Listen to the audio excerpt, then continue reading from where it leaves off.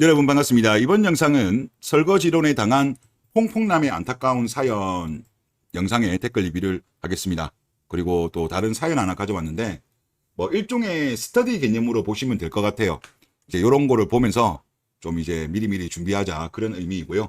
그리고 신협에 다니신 분이고 제목은 이겁니다.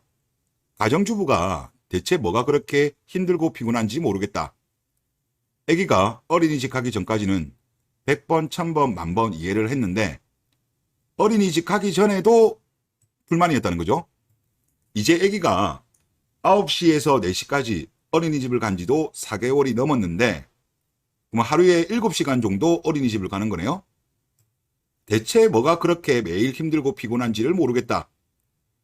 아침밥을 차려주는 것도 아니고 저녁밥을 매일 차려주는 것도 아니고 그리고 가로 열고 평일에 2-3번은 시켜 먹고 주말은 거의 외식이다. 그러면 4일에서 5일 정도는 배달음식이나 외식을 한다는 거네요. 그러면 저녁밥 같은 경우는 한 2-3일 말고는 하여튼 다 돈을 지불해서 많이 지불해서 쓰는 거네요. 그러면 아무래도 생활비가 좀 많이 들 것 같은데요.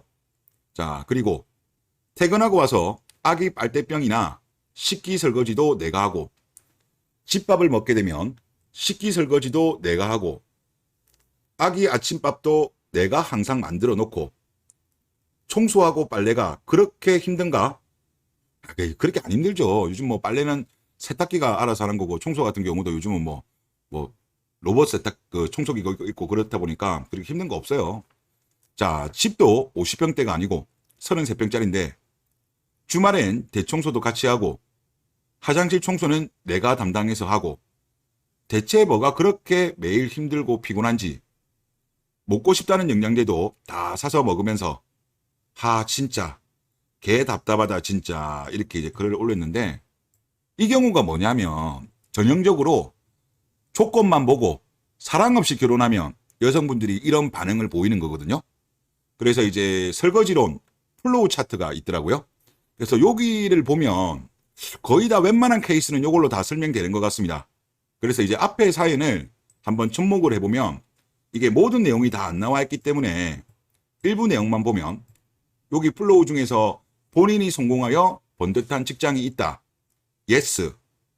예스입니다. 예스인데 오랜 기간 연애 후 결혼하였다. 요거는 안 나와 있어요. 안 나와 있는데 경제권 관련된 것도 안 나와 있고 그런데 이제 여기서 나오죠. 아내가 나를 진심으로 사랑하고 아껴주는 게 느껴진다. 앞에 케이스는 그런 게 전혀 안 느껴져요. 우리 글로서도 충분히 느껴지거든요. 노. 그럼 노가 뭐냐? 퐁퐁남. 요거 한번 플로우로 보시면 웬만하면 요걸로 거의 다 설명이 되니까 아마 적용해 보시면 재미있을 것 같습니다. 원래 여성분이 천성이 게으를 수도 물론 있습니다만은 그 경우보다는 대부분 다 이제 이런 설거지론에 해당하는 케이스라고 보면 될 것 같아요. 예, 안타까운 사연이었습니다. 댓글 보도록 하겠습니다. 퐁퐁남들의 특징. 내 아내만은 순결을 시켰을 거라고 생각한다. 설마 내가 퐁퐁남일 리가 없어. 내 아내는 남자 경험이 별로 없다고 했어 라고 댓글을 써주셨고 이 댓글의 제 댓글은 누가 자기를 걸레라고 합니까? 크크크 최소 5명 평균입니다 라고 했습니다. 사실 이게 지금 말씀하신 자료가 요 자료 가지고 말씀하신 건데 이게 2019년도 대학내일연구소에서 조사를 한 거예요.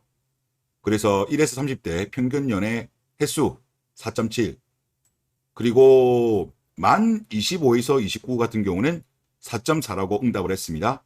남녀 같이. 그리고 만 30에서 34세 같은 경우는 5.5회를 했어요. 일단 그거는 우리가 좀 감안을 해야 돼요. 이게 중위값이 아니고 평균값이에요.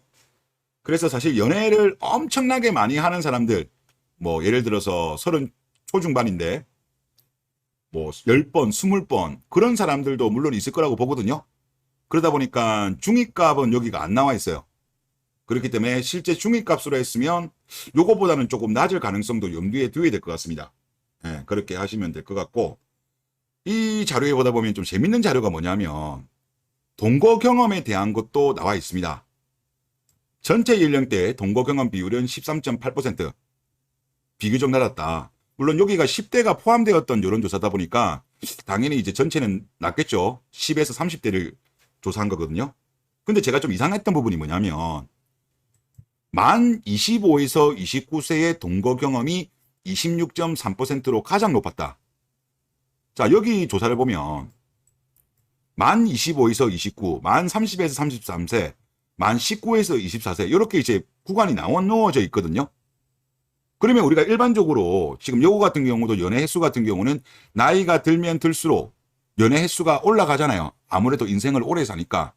물론 시대적인 흐름 때문에 어느 정도 변수는 있겠습니다만은 좀 비례관계라고 보는 게 맞는데 이상하게 동거 같은 경우는 만 30에서 34세가 제일 많은 게 아니라 만 25에서 29가 제일 많다는 게 저도 좀 놀랐어요. 이게 왜 그럴까라고 제가 좀 생각을 해봤는데 그 보통 20, 30대를 MZ세대라고 많이 이야기하잖아요. 그런데 뭐 많은 분들이 하시는 말씀이 M세대랑 G세대랑 제발 좀 같이 묶지 말라. 다르다. 그런 이야기들을 많이 하시거든요. 제가 느끼기에도 M세대하고 G세대하고 달라요. 큰 차이가 저는 있다고 봅니다. 이런 부분이 영향이 있는 것이 아닌가. 즉 무슨 말이냐고 하면 이 동거에 관련된 인식 부분에 있어가지고 30대를 M으로 보고 20대를 G라고 봤을 때 M은 상대적으로 동거에 대해서 덜 개방적이었다는 거죠. 하지만 상대적으로 G세대, 20대의 경우에는 동거에 대해서 개방적이라는 거죠. 최근에 나온 여론조사를 보더라도 차이가 나긴 나요. 동거 관련해서 어떻게 인식하느냐는 부분에 있어가지고 나이가 올라가면 올라갈수록 부정적으로 봅니다. 그리고 나이가 어리면 어릴수록 동거? 뭐 결혼 전에 동거 정도 할 수 있는 거 아니냐. 그런 개방적인 게 많이 나오거든요. 그런 게 바로 여기에 투영된 것이 아닌가. 즉 생각도 그렇게 하고 있지만 실제 경험을 하는 경우도 상당히 많아요. 26.3이면 이거 적은 거 아니죠. 4명 중에 1명이 동거 경험이 있다는 거예요. 그래서 만약에 그 한국 여성을 만나게 되면 이런 것도 좀 체크해야 될 포인트인 것 같고, 그리고 이런 거를 또 보면 볼수록 제가 느끼는 게 뭐냐고 하면 이왕 결혼할 거면 상대 여성을 만날 거면 어린 여성을 만나라. 그리고 남자분들 같은 경우도 물론 이제 뭐 취업하고 돈 모으고 이런 것도 물론 중요합니다만은 그래도 연애도 같이 해야 된다. 너무 늦게 모든 걸 갖추고 나서 하게 되면 결국은 뭡니까? 설거지 이론에 해당되는 퐁퐁남이 될 가능성이 높다고 봐요. 뭐 결혼을 안 할 거면 모르겠지만 결혼할 거면 조금 어느 정도 뭐 취업하자 말자 바로바로 서두르는 게 오히려 더 현명한 것이 아닌가 이런 생각을 하고, 또 이런 내용도 나옵니다. 전체의 67.8%가 연인 사이에 동거는 해볼 수 있는 경험이라고 응답을 했다. 그러면 거의 3분의 2 정도는 동거에 대해서 긍정적으로 본 거예요.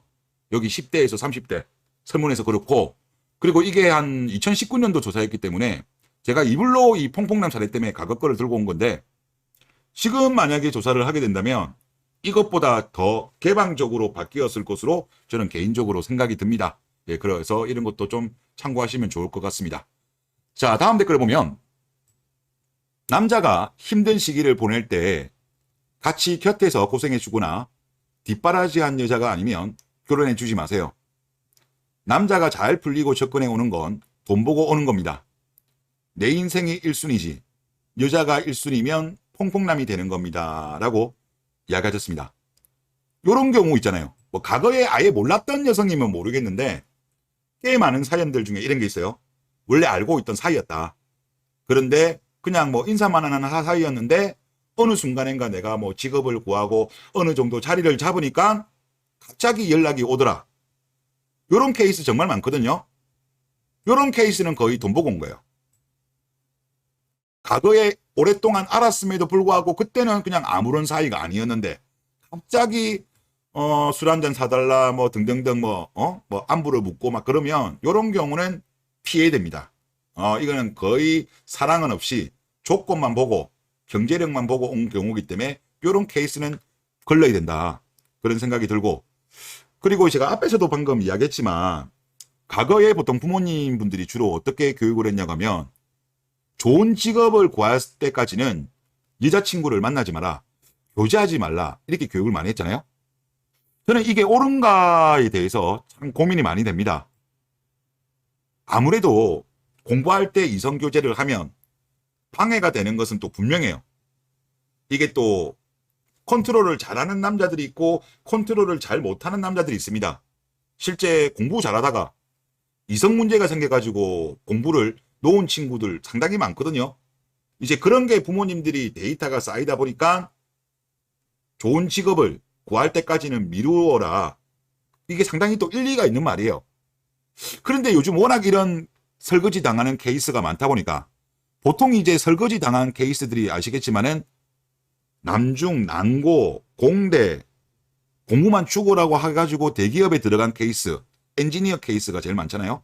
그 케이스가 제일 많다 보니까 막상 이제 본인 나이가 이제 30 정도 넘어서 여자를 만나면 그 여성은 이미 많은 충분한 연애 경험을 한 이후에 이미 그 여성의 성향은 타버린 상황에서 상대 이성을 만나니까 결혼한 이후에 행복하지 못하고 잭스리스로 가고 그런 것 같거든요. 그래서 취업 때까지 공부만 한 케이스가 워낙 퐁퐁남 확률이 올라가기 때문에 무조건 예전에 부모님들이 말씀해 주셨던 것처럼 좋은 직업을 구할 때까지는 여자 만나지 마라. 이거에 대해서는 우리가 다시 한번 생각해 봐야 되지 않을까 싶어요.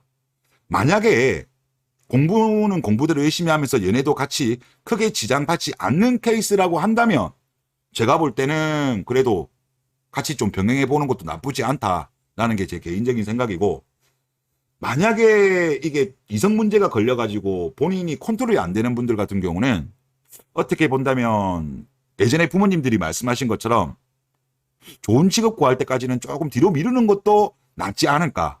좀 이거는 저도 잘 답을 못 내리겠어요. 그냥 개인적인 의견은 이건 케바케인 것 같긴 합니다만은, 여하튼 과거 부모님들이 주로 이야기했었던 이 부분에 대해서는 우리가 재고해야 될 필요가 있다.